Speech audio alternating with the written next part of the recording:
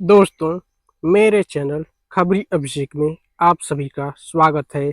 नादान दोस्त पार्ट 4 पिछले पार्ट को जहां से खत्म किए थे वहीं से शुरू करते हैं। तो उनको पालेंगे।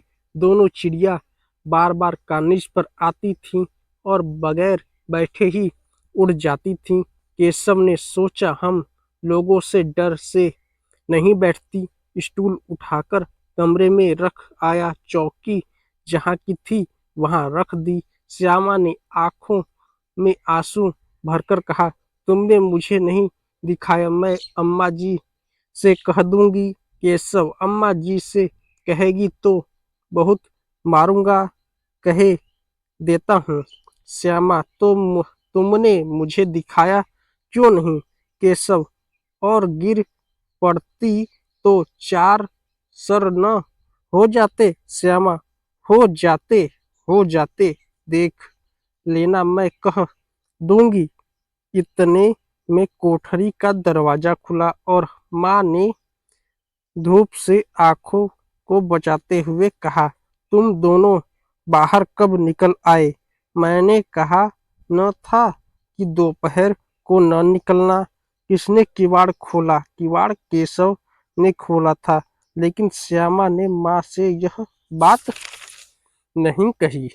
उसे डर लगा कि भैया पिट जाएंगे। केशव दिल में कांप रहा था कि कहीं श्यामा कह न दे अंडे न दिखाए थे। इससे अब उसको श्यामा पर विश्वास न था। श्यामा सिर्फ मोहब्बत के मारे चुप थी या इस कसूर में हिस्सेदार होने की वजह से इसका फैसला नहीं किया जा सकता। शायद दोनों ही बातें थी।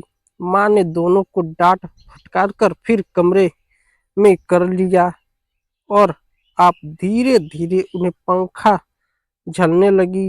अभी सिर्फ 2 बजे थे। बाहर तेज लू चल रही थी। अब दोनों बच्चों को नींद आ गई थी। 4 बजे अचानक श्यामा की नींद खुली। किवाड़ खुले हुए थे। वह दौड़ी हुई कार्निश के पास आई, ऊपर की तरफ ताकने लगी।